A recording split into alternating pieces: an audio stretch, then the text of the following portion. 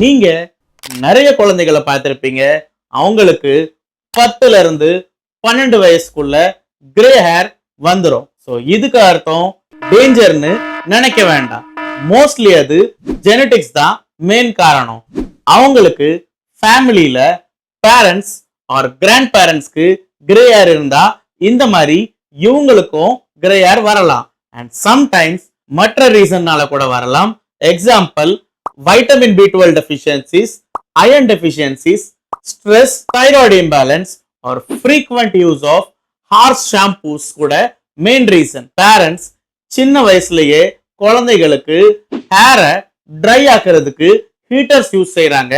So அது கூட grey ஹேருக்கு ஒரு முக்கியமான ப்ராப்ளமான ஒரு விஷயம்தான். ஸோ இப்போ இந்த கிரே ஹேரை குறைக்க என்ன பண்ணலாம்னு சொல்றேன். ப்ராப்பர் பேலன்ஸ்டு டயட் வித் முட்டை, பால், ஸ்பினச், டேட்ஸ், ஜாகரி, ஆம்லா, கருவேப்பிலை, வால்நட்ஸ் இது எல்லாம் சாப்பாடுல சேர்த்துக்கிறது ரொம்ப நல்லது. குழந்தைகளுக்கு நைட்டு மொபைல் கொடுக்காம ப்ராப்பரா டைமுக்கு தூங்க வைங்க.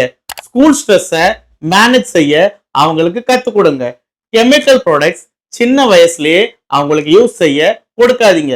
இவ்வளவு செய்தும் கிரே ஹேர் இன்க்ரீஸ் ஆச்சுன்னா உங்க ஃபேமிலி டாக்டர் கிட்ட கன்சல்ட் செய்து ப்ராப்பரா vitamin test, thyroid level or iron level check செய்து அதுக்கு ப்ராப்பர் ட்ரீட்மெண்ட் எடுங்க. பிகாஸ் உங்களுக்கு இப்ப தெரிஞ்சிருக்கும் கிரே ஹேர் ரொம்ப காமனா இந்த ஜெனரேஷன்ல இருக்கனால தான் நான் உங்களுக்கு இதை சொல்றேன். உங்க குழந்தைகளை ப்ராப்பரா கேர் செய்தீங்கன்னா அவங்களுக்கு கிரே ஹேர் வரவிடாம தடுக்கலாம். நன்றி.